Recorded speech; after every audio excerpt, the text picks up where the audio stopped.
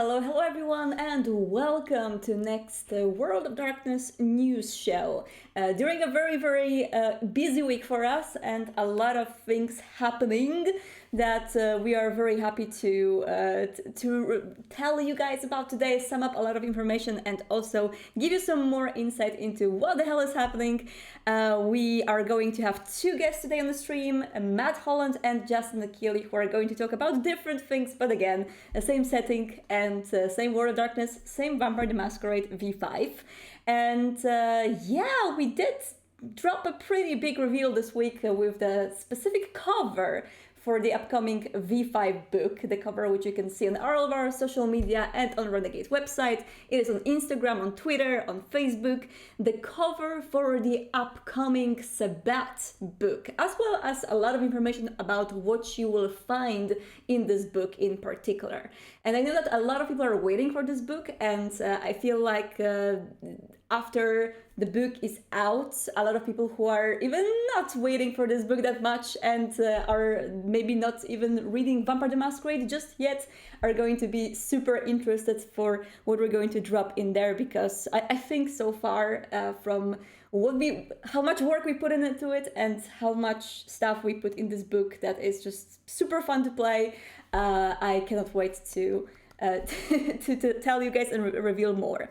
So today we're going to have Matt Holland joining us first to talk about Vampire the Masquerade Rivals card game. This particular card game that released this week. Oh my god, there's a light that is shining on this beautiful artwork by Amy Wilkins, by the way. Amy actually drew this. So yeah, I have not only this, but I have a lot of extras, which we're going to talk about today as well, and about what's coming to the future to Rivals, including events which are happening still this year. It's a super fun game that I've played plenty of times already, but I hope to explore it more in the future. And Matt today is going to join us to tell us all that led to the release and all that is going to happen afterwards.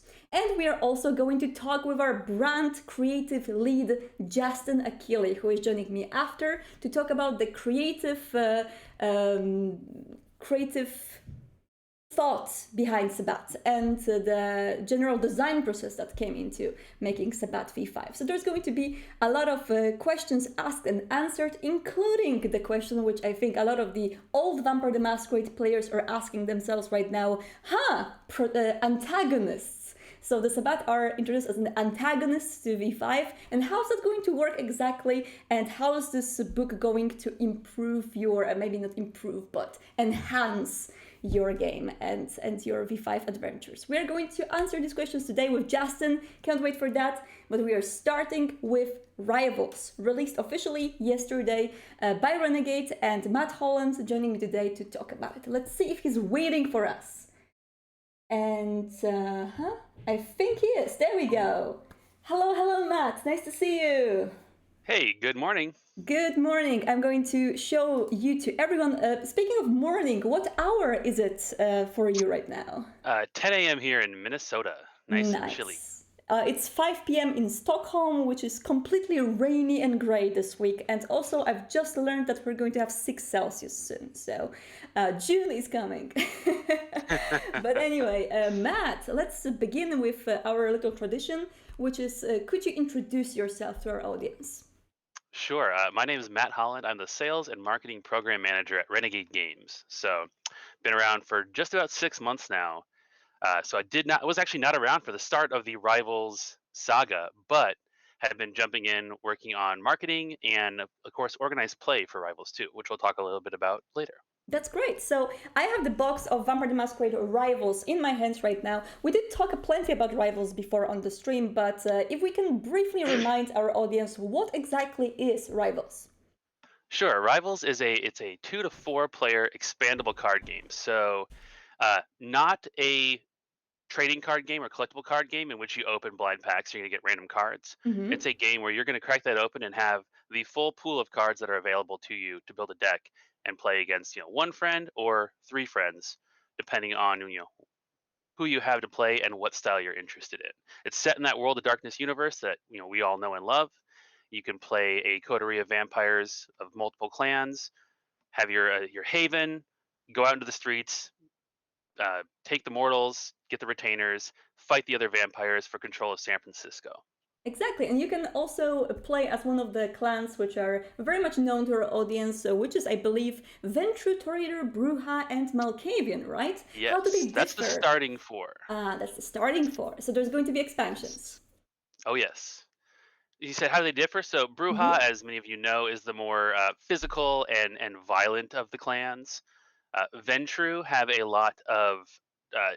Sorry, you can build them all in multiple different ways. There are pre-constructed decks in there. If you open up that Mm-hmm. box, rip off the plastic, you'll have a deck ready to play. So the I'm doing Bruja that deck, right now.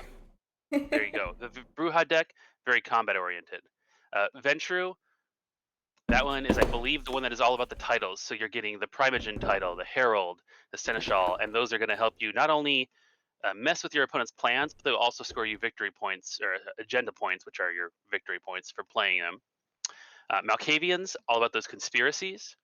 They put conspiracies into play face down, and when they are loaded up with enough of your prestige, you can flip them face up and resolve them and do all kinds of nasty things to your opponents. And then, of course, Toreador. Toreador in that pre-constructed deck, they are all about going into the streets, finding mortals, and adding them to their retinue. You'll get a lot of buffs and a lot of abilities for doing that. But like I said, you can mix and match those. You can build the Bruja deck in a little bit different way. Actually, last night with Matt Hyra on our stream, we chatted about some different ideas for decks to get out of the box and start playing. And we're going to put a bunch of deck lists up on our website today that we talked about Ooh, last night. I am very interested. And also, I believe that, of course, as we have these pre-constructed decks, you can match different cards to the clans based on their disciplines as well, right? So there is, for example, a potential to create a Bruja presence deck, right? Yeah, there Mm-hmm. are many cards that are not linked to a certain clan. And so if you have the right vampires in your coterie with the right disciplines, you can use some very different cards from another Brewhub player. And that's Mm-hmm. one of the things that's really exciting about it. There's a lot of different ways to build the different clans. And if you look at the deck list that'll be up on our website later today, you'll see some different approaches to play all four of the different clans in that starter set. Sure. So there was a very long route that you guys took from the initial announcement of Rivals to this day, yesterday, when the game finally is available to buy everywhere. And how was it for you guys to release a card game in such tumultuous time of the pandemic? It has been very interesting and taken a lot of flexibility and sort of agility to make it work. Obviously, the game has been delayed several months just due to the absolute mess that is global shipping. Yeah. So, those of you who kickstarted, we apologize that you had to wait extra, but I hope that the wait was worth it. We've also now wanted to start some organized play, but of course, in most parts of the world, meeting up at your local game store or meeting up at a convention for a larger event just hasn't really been in the cards. Um, Forgive the pun, but we did take advantage of the fact that we've got the Rivals game on Tabletopia, which is an online sort of tabletop games platform, Yeah. and we ran a season zero league. So players who were part of our community in Discord and Facebook and social media were able to join in, play 5 games over 5 weeks against players all over the world. And we gave out some prizes and actually mailed physical prizes to players all around the world who performed at a 4-1 or better record. So that was a thing that we never probably would have done had Yeah. we not had the pandemic. We would have just started having events in stores like you're used to with a game like this. But it was really rewarding and got a lot of players to get more into the community and to meet players from around the world and play against them, which was really fun. Yeah, I really want to congratulate you on that as well, because the game just released officially yesterday, but because a lot of people were able to play it, I've actually seen today on Board Game Geeks and on the various different places where you can go and see reviews for the games. There's a lot of very positive reviews for Rivals already from people who played it before, and it looks great. But what about people who are just jumping into Rivals and want to participate in any further tournaments or see Rivals in practice in the future? Do you have something planned? Absolutely. So it's out at retail as of yesterday. It's going to be filtering out to other parts of the world here. I know some Kickstarter backers are still waiting a little bit, so it'll be coming out. But in the Kickstarter stuff, Mm-hmm. there's a Season Zero kit that's got some alternate, or excuse me, not alternate, a promo vampire Smoke as a Bruja vampire with a pretty cool ability. Mm-hmm. All the Kickstarter backers got several copies of him. So they can go ahead and go to their local game store, run a small, 4, 8 person tournament, and have some prizes there ready to go and start kind of evangelizing and spreading the word about playing Rivals. That's a great That's your idea. first step. Yeah. Then we've got multiple kits coming down the pipeline that'll be available through distribution to your local game stores with additional vampires, additional alternate art cards in some cases that you can play and a store can get and run events at their store as it becomes, prudent or reasonable to do so. So that's already coming and more of those coming down the line later this year. But of course, a game like this, people want to get into the big competition and like a more competitive tournament. And Gen Con in Indianapolis this September is going to be the first Prince of the City event. So, Prince of the City for Rivals, that's going to be our sort of premier competitive experience, frequently at conventions like Gen Con or PAX Unplugged or things like that. Um, Also, look at doing some standalone ones. And don't worry, we're going to bring those to Europe and other parts of the world in 2022. We're starting off with Gen Con and PAX Unplugged in Philadelphia. But those are going to be, I would love to see more than 100 players playing, competing, and crowning a Prince of Indianapolis, a Prince of Philadelphia, a Prince of, Berlin, or a Prince of Stockholm at some point. That's That's going to be a great. really exciting way to play the game. And it's such an amazing thing to finally think about physical events and meeting in real life Oh, and yeah. playing card games in real life. But for those of us who are still staying at home, do you plan any other digital events? Right now, no, but that doesn't mean that it's not going to happen. Hmm. Right now, I'm very focused on getting the prizes and things ready for not only Prince of the City, but future, in-store kits. Um, we did really have a good time with the digital event. It's not out of the question, but at the time, we don't have any current plans. I would encourage people who are, staying at home and not having the big events. If you've got people in your bubble who are interested in playing Rivals or family members, get some games in at home to get familiar. And that way, when you do get into the store, you do get to an event, you'll be ready to play and have all the kinks worked out. So, how can you right now obtain rivals worldwide when you are in Stockholm or in Rio or in different places of the world? What's the Certainly. route? Yeah. So currently, the Renegade web store only ships to the United States. That's something that we're changing very soon this summer. So Hmm. if you are waiting to pre-order or order Rivals or other World of Darkness content from us, and you're international, you'll have the ability to pretty soon. Both Rivals and all of our Vampire the Masquerade role-playing products will be going into traditional distribution, though. So you'll be able to order it from your local game store as the products filter into the different distributors around the world. So it's not just a thing you have to get from us with any of these things. You can just order at your friendly local game store. Support them because that's the place that you're hopefully going to be playing Rivals at.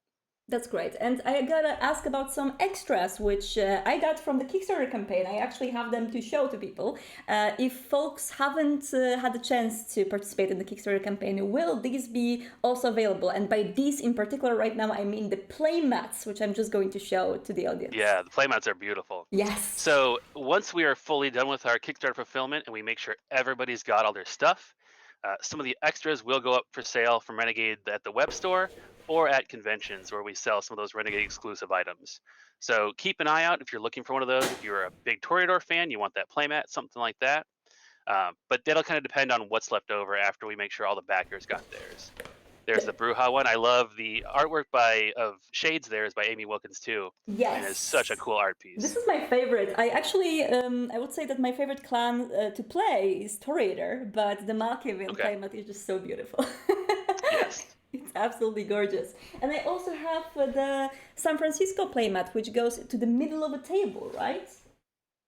I believe so. I don't actually have all the Kickstarter stuff myself yet because you're making sure that the backers get it before I get all the goodies. But yeah, that's a great place to use for the streets or put the city deck on there. Yes. So all of these are going to be, I mean, maybe not all of these, but depending on the availability of what do you guys have left in your stock, it's going to be available on the Renegade Store website, right? Indeed. That's great. And I know that you guys are planning some more stuff to come to Rivals, and there were some Oh announcements yes. already, right? So many people have seen Blood and Alchemy floating around. That's been solicited for stores to start ordering, and we'll be announcing more information on it very, very soon. We just kind of wanted to make sure that the game was out before we started announcing the expansion. But Blood and Alchemy, that's going to be the first expansion. And just last night on our Vampire Wednesday stream, I was talking to Matt Hyra, who is the game's designer, Mm-hmm. and he was talking about the fact that they're actually playtesting the fourth expansion right now. So we've Fourth got expansion. three, in the barrel coming your way, and the fourth we were working on.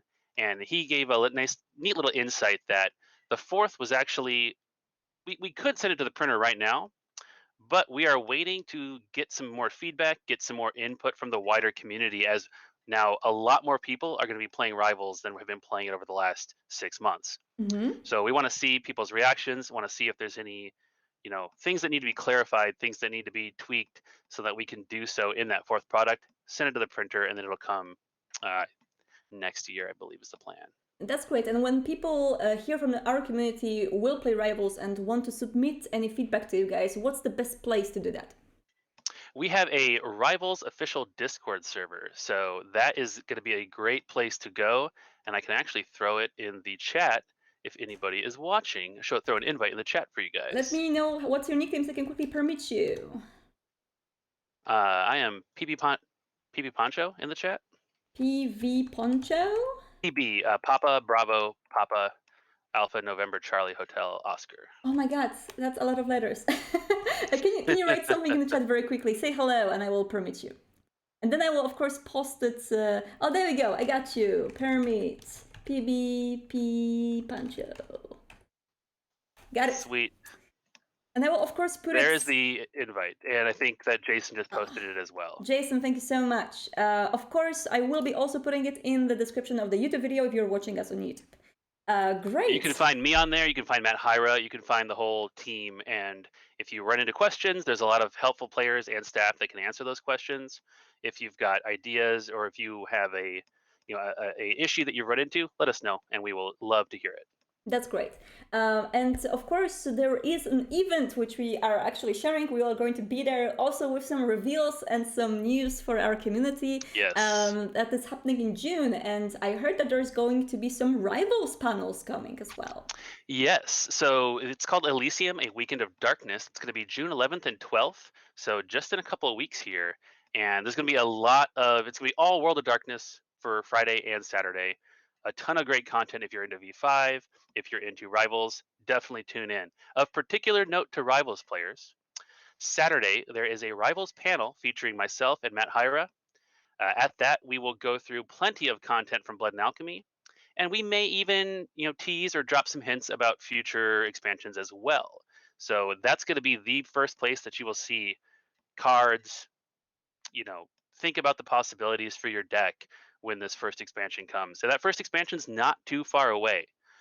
Because of the delay to the base game, we have a lot more ready than we would have if we'd launched the game in January.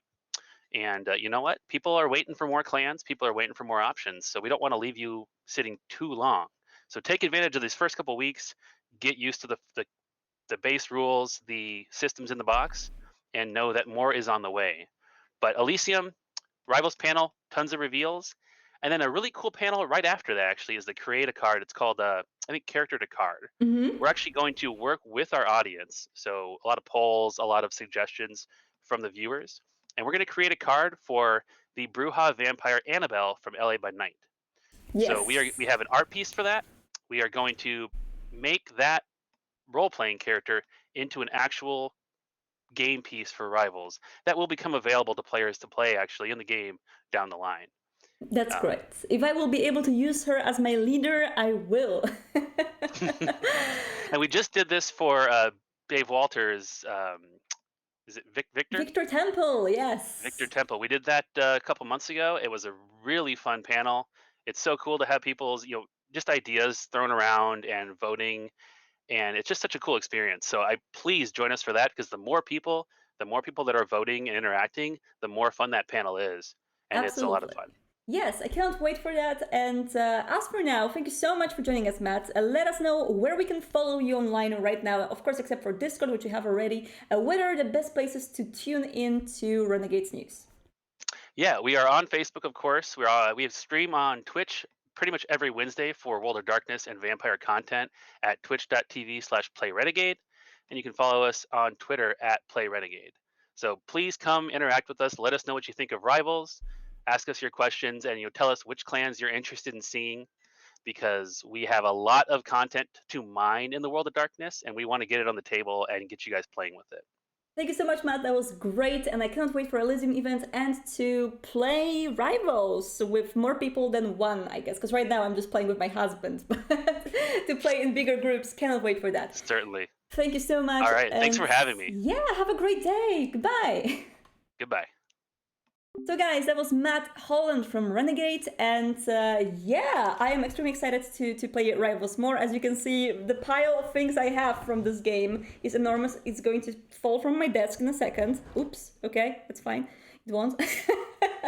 But yeah, I did play this game already. If you want me to see me playing this game, you can check out on Renegade channel. There is a example play with me and LA by Night crew. We did play together, and it was fun. There was a lot of competitiveness involved, let's say, especially in between me and B-Dave Walters. but, but it was really fun, so you can check it out online. And now, very quickly, I'm going to mention a piece of the news about Wraith, the Oblivion Afterlife, which is out on Steam right now. So if you want to get it on Steam VR, it is available with 10% discount. It's out on Oculus Rift and Quest already. But I know, of course, that you guys are waiting to hear from Justin about V5 Sabbat and hear the answers to all of the questions that arose after the announcement of Sabbat happened this week. And Justin is here to talk to you guys about it, and I will be asking him all the questions. So let me see if he is waiting for us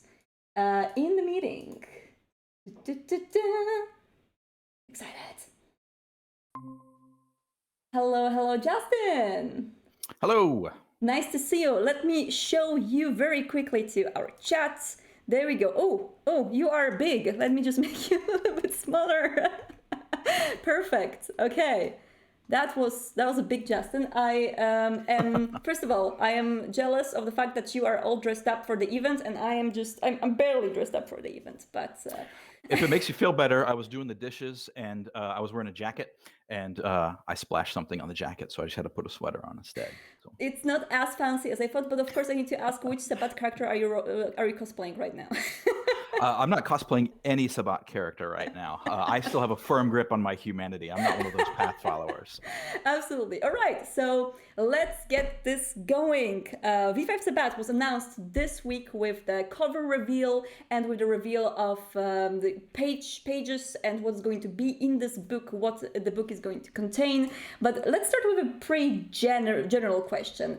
How does V5 Sabbat, what is V5 Sabbat doing what is Sabbat doing in V5? There we go. That's the question.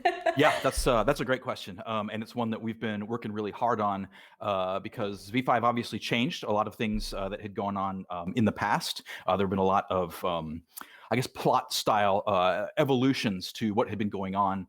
And to answer this question properly, we really need to answer what the Sabbat are, right? And the Sabbat really revel in being vampires. And so if we think of how do the Camarilla solve things, they solve things with their backgrounds. They manipulate their contacts and allies into covering up this Masquerade breach, etc. Yeah. Anarchs generally like to solve things with their own skills. They're very self-reliant, or they depend on their coterie. And by contrast, the Sabbat really leans into being a vampire. They solve problems with disciplines, right? If they see an issue, they potence the hell out of it, right? Mm-hmm. And stuff like that. So there are a lot of generally Masquerade breaches that happen in Sabbat domains, or what were historically Sabbat domains. And so that being the case, the Sabbat really painted a target on its back for V5 in regards to the era of the Second Inquisition. So, the Sabbat really made themselves easy to find by hunters. And so, you have organizations like, SAD and First Light and the IAO and the Entity, the Society of St. Leopold, all kind of converged on these Sabbat domains and really threw them into chaos. Situation one, right?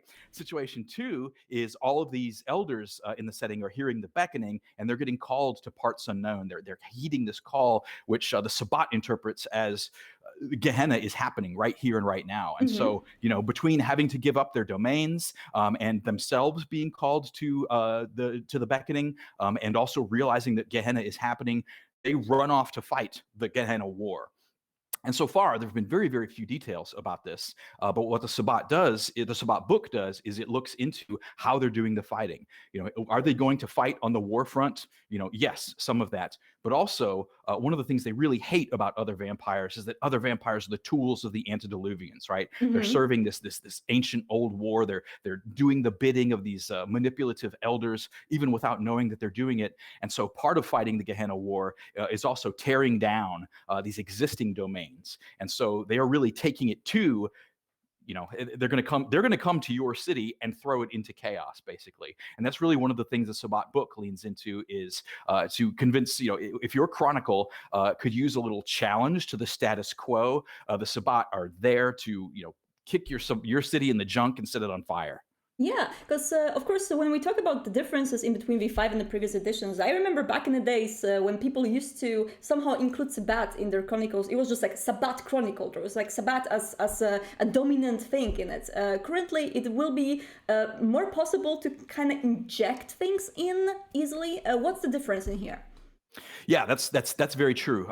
So the intentions with V5 Sabbat is for chronicles to be able to use Sabbat without having them, be Sabbat chronicles necessarily. So literally any given chronicle can have the Sabbat show up and have them, threaten the city, or threaten the political structure of the city, or challenge, if the characters are young anarchs, really pose a threat to them. And so over time, going all the way back to the first edition, not much was known about the Sabbat, just a few cryptic references in the core book here and there. And they were this kind of looming threat, this thing that you kind of, would peek into the darkness and maybe see.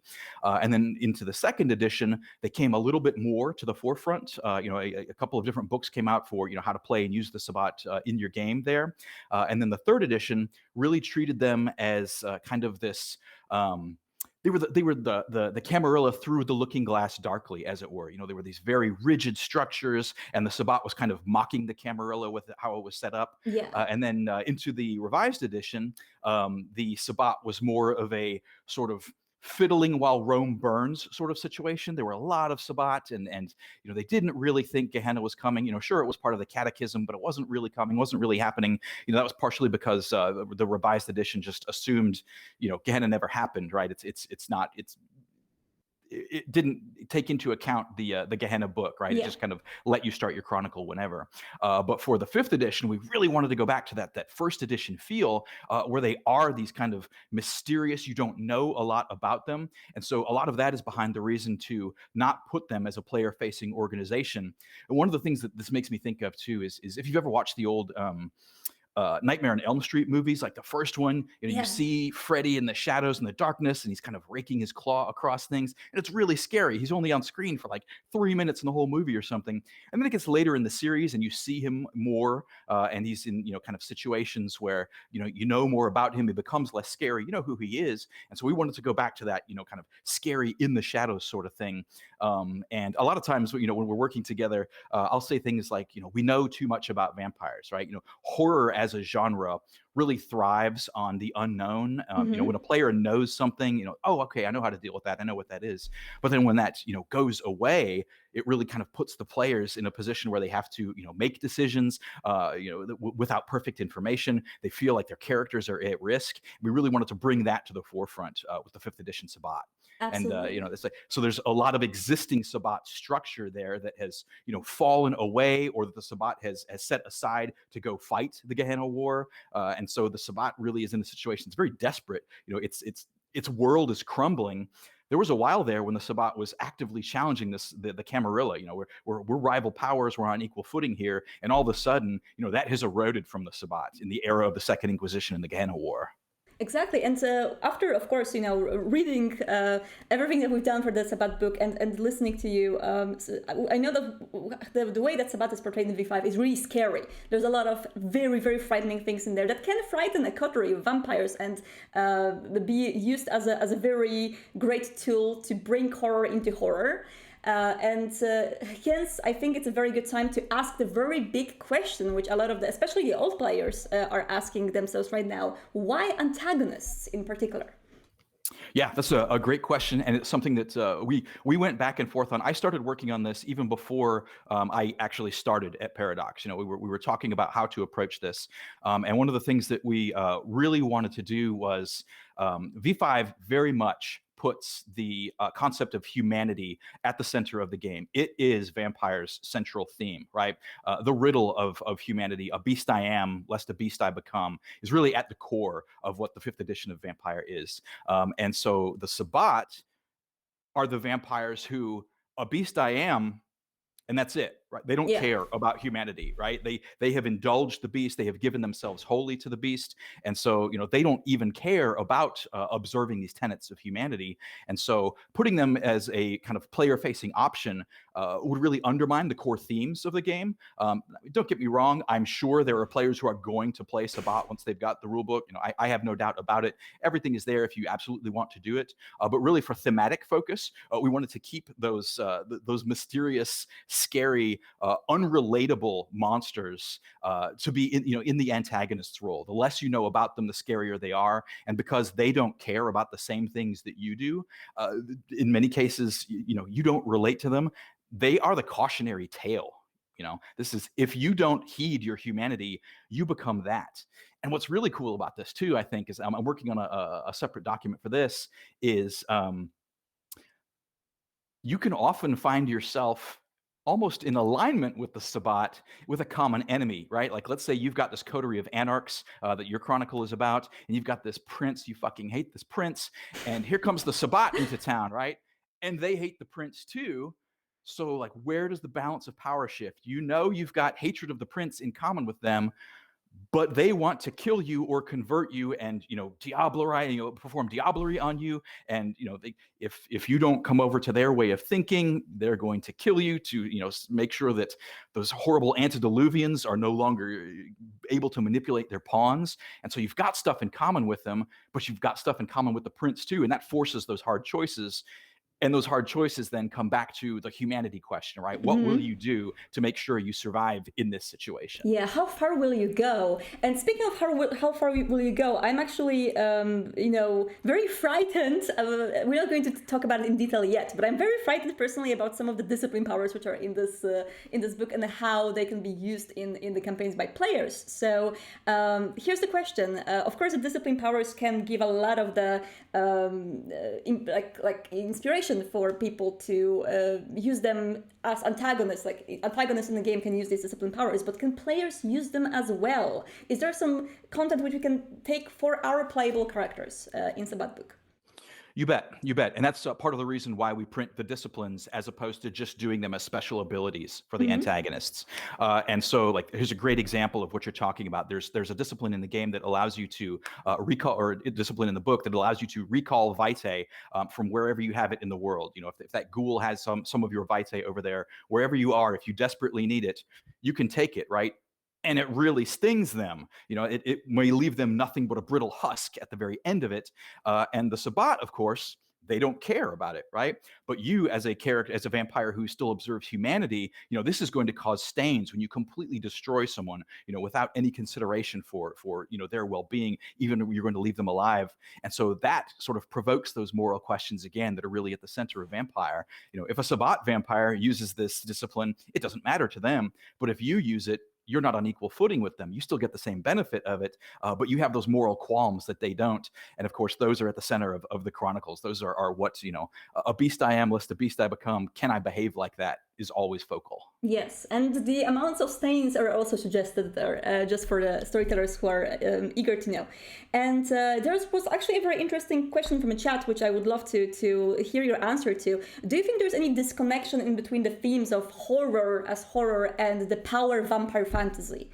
Do you think there's any both can take from each other, or how would you answer that? Yeah, this is a really good question, and the way we think of it in our brand team, it's actually one of the brand pillars.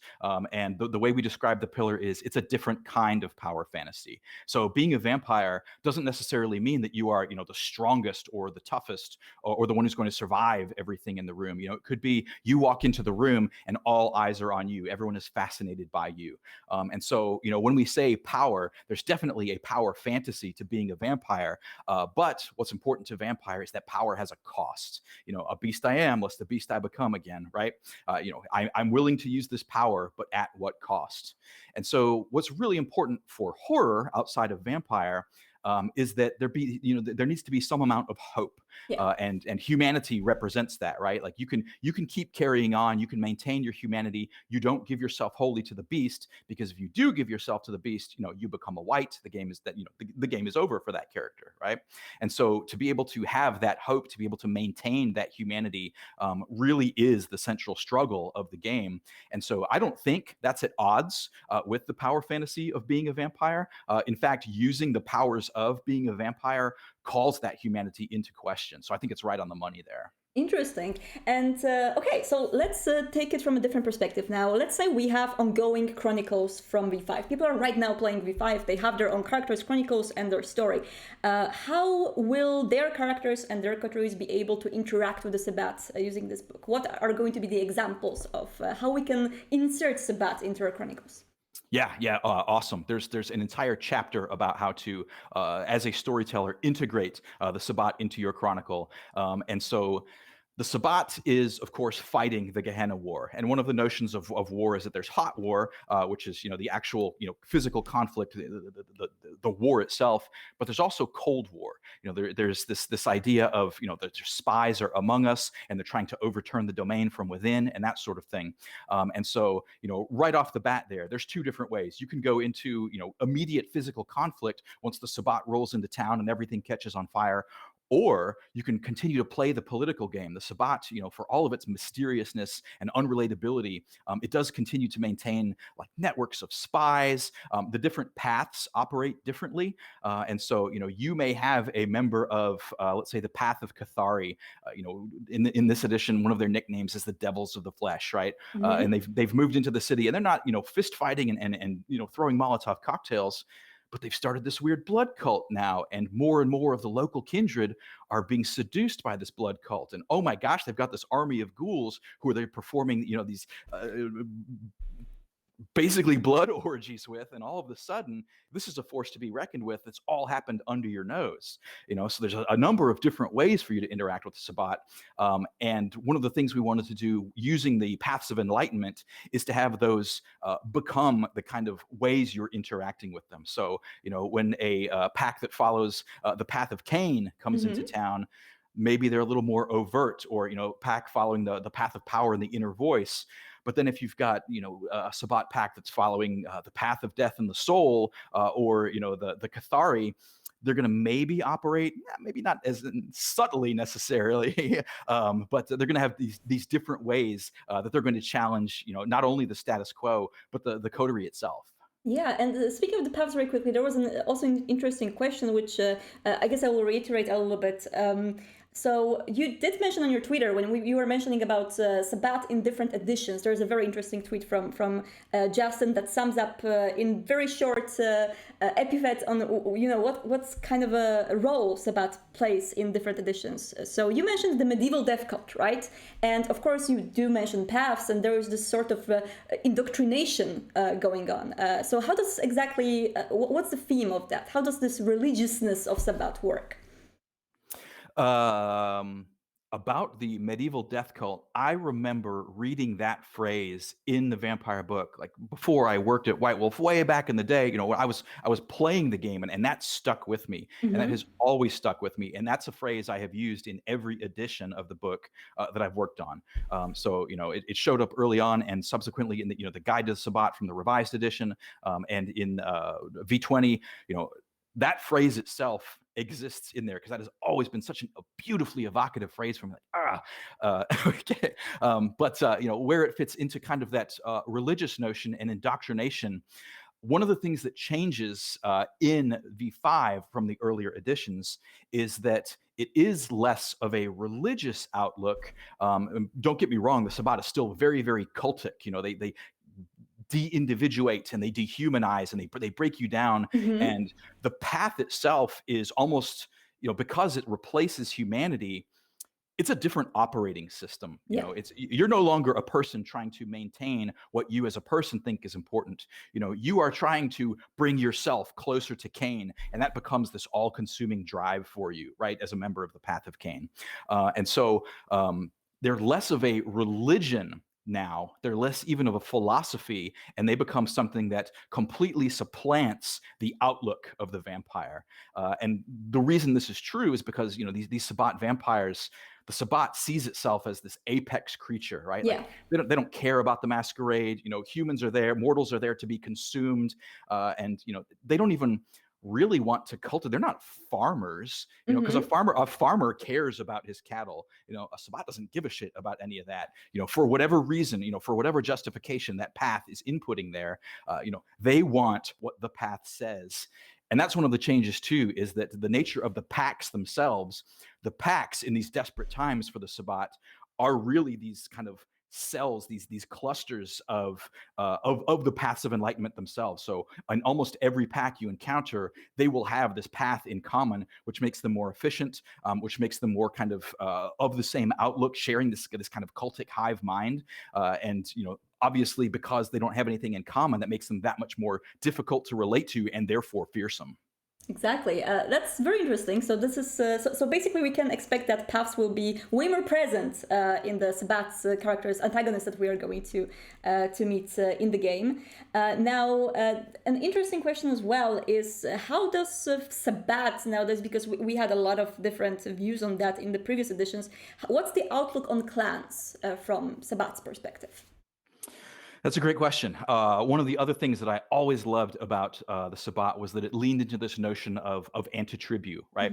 That there was this clan, and because we are the Sabbat, we're going to frame ourselves as antitribu. We are the opposite of that clan, and so one of the things that I greatly enjoy about a new edition is a chance to explore new ideas with this. And so for going back to, again, before I even was working at Paradox, I was thinking, okay, well, what does antitribute really mean? It doesn't just mean like we're the opposite of you, right? What it really means, especially in the context of the Sabbat is a sect that hates the antediluvians. And so when they say antitribute, they're not just saying, well, we're the opposite of whatever you made us. They are denying the idea of clans itself. So the antitribute in the 5th edition is this kind of greater idea of we don't even acknowledge clans.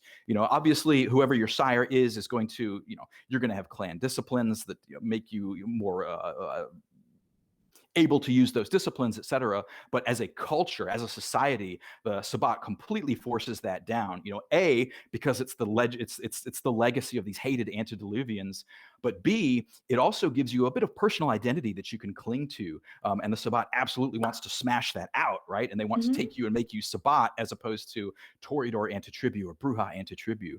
And so you become Sabbat, you become this, vampire first and Sabbat second and path member third, and like clan doesn't even figure into it. And that's one of the things also that I think helps make them scary is, this thing, this part of your identity when you get into vampire is, finding this clan that's right for you. And the Sabbat wants to completely suborn that, right? They want to destroy that. They want to throw that away and crush that out of you. And, that as part of your vampire identity becomes a thing that the Sabbat vampires want to destroy in you. Yeah, and there's people asking in the chat about particular clans and what the newly brought V5 Sabbat book is going to mean for clans such as La Sombra or Tsumitsu, which are already introduced to V5. Are there going to be any changes? Are we going to see them differently, or how do they play in this kind of an ex-Sabbat role? So that's we don't examine a huge amount of it in the Sabbat book. The book itself is very focused on the here and now. How can you use the Sabbat now? But one of the things that I will not really tease here, but kind of call you back to the appearance of the La Sombra in the Chicago by Night book. And the La Sombra they're not fools, right? They saw the Sabbat over time resulting in this sort of desperate situation, and Hmm. they're wise enough to have orchestrated their exit from the Sabbat. And so that, the Chicago by night kind of tells the story of the Sabbat, or the La Sombra are leaving this behind. They saw it coming, they got out. And so for the players, you can, of course, still be La Sombra because the La Sombra aren't part of the Sabbat anymore. And formally, as a clan, as they have been in previous editions, Yeah. there are, of course, still Sabbat in, or excuse me, still La Sombra in the Sabbat. If you look at the cover, you'll see one. But If you look at the cover, you see one. they've made their exit. A very And particular one. and she's in the book, and she's kind of an example of all these concepts in play too. Yeah. And of course, there's these rumors. Oh, she was destroyed. Lucita was destroyed, and okay, well, what about that? What's happening over there that someone who sure looks a lot like her is doing this thing? Telly has a very dark secret, let's say. Awesome. No, that's great, and this actually, gives us a lot of more insight into how to play, La Sombra and Simitsi without that, exactly the Sabbat identity in the back of their minds. But we talked a lot about, the positioning of Sabbat in the V5 and the Sabbat characters in V5. So about the indoctrination, about the difference between being on the path and being extremely blinded by it, and being on humanity, right? About the disciplines that they wield and the way that they wield them in very dangerous and creepy ways. So in general, to sum it up, how are Sabbat vampires different from other vampires? Yeah, great question. And that, again, is one of the opportunities I wanted to make sure we took with the 5th edition, was to, contrast them so strongly. The core rules for V5, again, put humanity at the forefront of the game. And to me, this is a way to, I've deliberately, I look at V5 as an opportunity to kind of go back to the basics, to fall in love with the world of darkness again, and to experience it anew. And of course, as a player, if you've been playing it for several years, you won't be able to truly, have that feeling of finding the book and what the hell is this about, and figuring it all out there. Yeah. But it's a chance to kind of go back to what it means to be a vampire, just at its roots. You wake up and you need blood. You wake up and there's this society of monsters out there in the night. And that's, I think, really important as well, is we're not positioning the Sabbat as the bad guys. We're positioning them as the ones without humanity. So the Camarilla has its own moral problems. The Anarchs have their own moral problems. All of these are represented by humanity, but the Sabbat is different from them because it doesn't observe humanity. It takes up these monstrous codes, these deliberately alien, I'm no longer going to be that. In fact, I'm going to eat what I once was. And so, really being able to almost look at something else and have, I'm a vampire in common with them, but that other vampire is looking at you, and unless you become what it is, it will as readily eat you. It will, drink your heart's blood as readily as it will consume a mortal's blood. So it's what they think vampires are and what the Camarilla and Anarchs think vampires are two very different things. And so when they come into a chronicle, those differences really come to the fore. Now I'm going to ask you one more question when it comes to the content, although we are going to talk about content later on next month. I'm going to mention exactly when and what. But you spent, the whole brand team spent a lot of time working on Sabbat, and there was a lot of work that you put into this book. What was the most exciting part of the book for you to come up with, to write the design? The hardest part was absolutely the paths. We spent a good deal of our word count giving the storyteller advice on how to make Sabbat vampires feel alien, and there's stuff in there about you walk into a Sabbat vampire's lair. In many cases, the pack is even sharing a communal haven. They don't have individual havens; they're all staying together. And you're seeing these weird and unsettling objects that they've collected. There's stuff talking about how the Sabbat doesn't, even in many cases, they won't even speak to communicate with one another. They'll read each other's body language, or they'll make strange insectile clicking noises. Again, they're different from these other vampires who have these other societies. But all of that comes as a result of these paths. These paths are such radically different outlooks. They put such different values at the forefront of Sabbat vampires. This was the hardest part to do, and we went, round after round and draft after draft, and they're not different enough, and there's enough there in the previous editions to give you the foundations of what you can expect here, but really having them push them away from, this isn't just something like, oh, fuck humanity, I'm done with that, and I'm going to write, a path of power in the inner voice on my character sheet. What does it mean to undertake this entirely alien, inhuman mentality and devote yourself to it? And that was, a huge challenge, and B, really satisfying. Exactly. And now, okay, I gotta ask one more question, because of course, when we are designing and thinking about any expansions to V5 or any other future splats that we're going to work on, there's always in the back of my mind, in our minds, that hey, this may one day make it to a video game or a TV show or a movie or a comic book. How do you feel, or maybe how would you be excited to see Sabbat used in these ways? In these different mediums.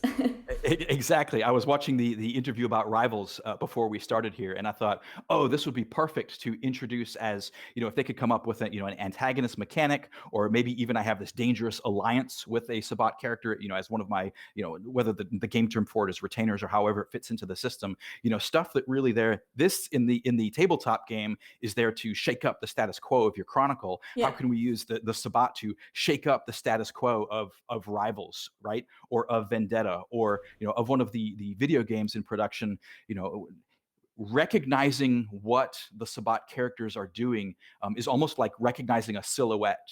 Like if you're playing, a shooter and you see an outline of, an enemy, and oh, this is the big bulky one, that's the heavy. If you see a character who's acting a certain way and you've already been introduced, like, oh, that must be one of the, he's carrying a skull and these ghostly minions of, this must be the path of death in the soul, right? So they become these expressions of what it means to be a vampire, to be an antagonist, and to have that gameplay interaction there. Oh, I can't wait for this stuff. Oh. That's great. One more very good question from the chat. How will the book differ from the other sect books from V5? Is there going to be any differences? How did we approach it? Or what is going to be similar? Yeah, that's an awesome question right there. One of the things that we have noticed in terms of the other sect books is that the other sect books, as they were conceived, were more of an idea like almost like a coffee table book, right? Like you'd pick up the book about the anarchs and you would read a variety of like these different vignettes of what it means to be an anarch and have the anarch experience. And this one is much more focused on kind of front loading in the book, kind of the organization of the chapters itself, because it's more focused as a game book than a coffee table book.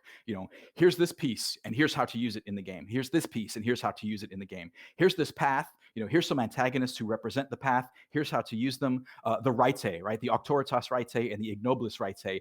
These rituals that the Sabbat use to reinforce loyalty to the sect and to the pack.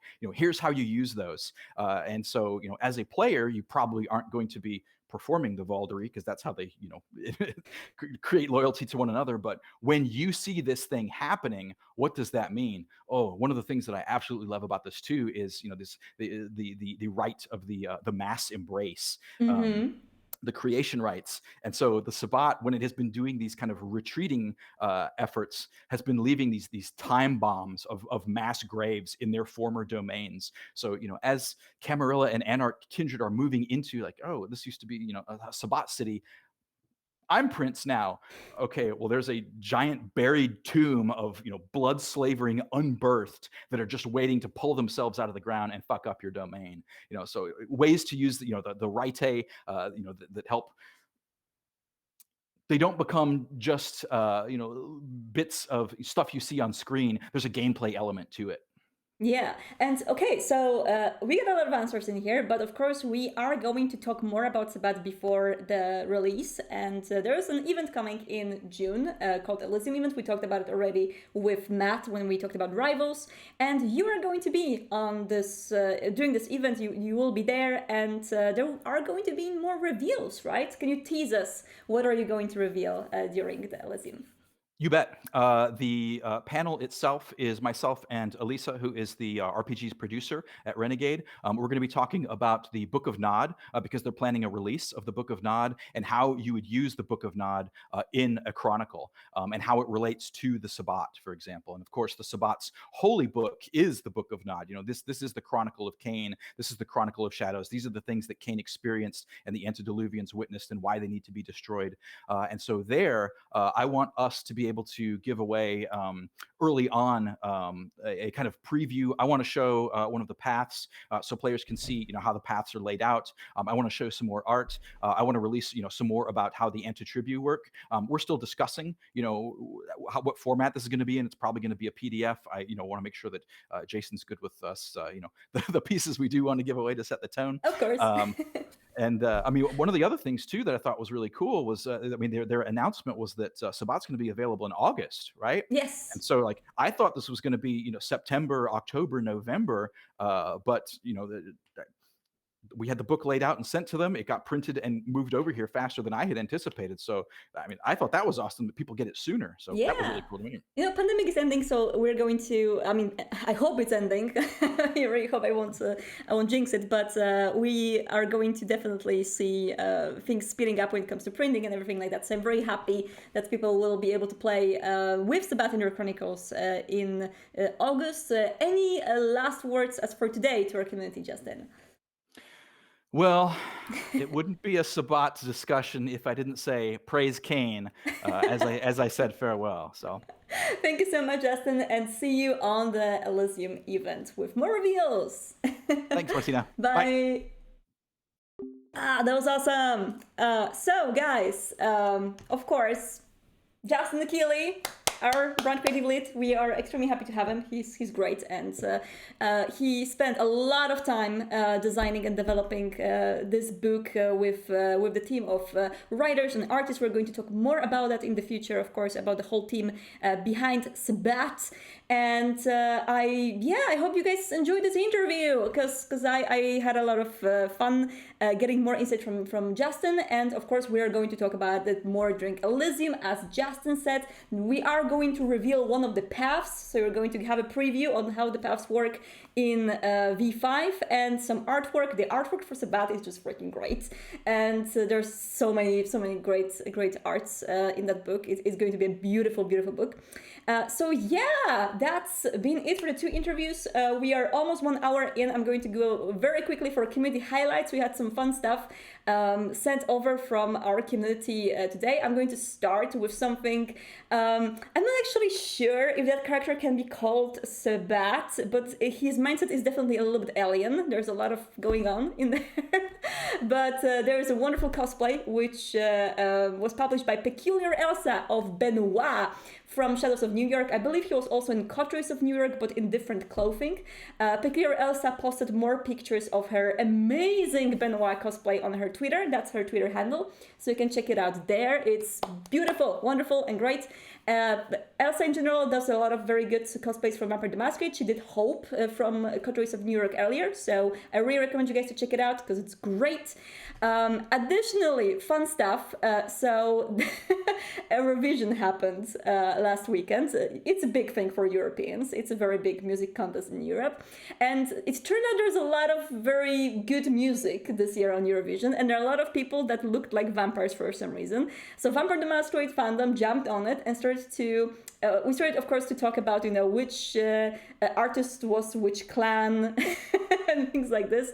And there was a fan art which happened, which I would love to show you.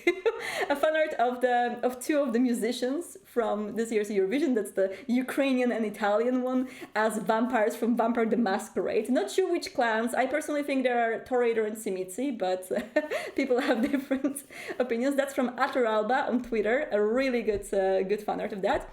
And I have another fan art. This one from a young and very talented Polish artist that recently played Shadows of New York, and she made a wonderful fan art of Julia from Shadows of New York.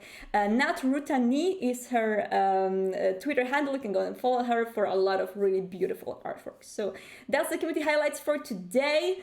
Beautiful stuff. Love it. I love checking out for what you guys are coming up with, and I cannot wait for giving you some inspiration with Sabbat artwork, because oh my god, I can't wait to share more from that. This whole interview is going to be available on YouTube later on. I'm going to clip it so it will be a VOD available to watch for free on Twitch. If you want to go back to it, if you want to grab any parts of Justin's conversation to talk about Sabbat, discuss everything that was said, you will be, of course, welcomed to do so. And we will be seeing you guys next on, of course, next week on the What News as usual. But Justin will be there, and Renegade team will be also there for the Elysium event on June 11th and 12th, if I remember correctly. Yes, 11th and 12th. And we will be talking more about Sabbat then. Thank you so much, guys, for joining us today. Let me know if you have any questions on Discord, discord.gg/World of Darkness, or there's a link below as well if you want to join us. So we are there. I will be passing questions to Justin and the team as well. Everything that we can answer so far without revealing too much, we will. Yeah, head over there. I'll be there. Thank you so much, and see you later. Don't get lost in the night, and praise Cain.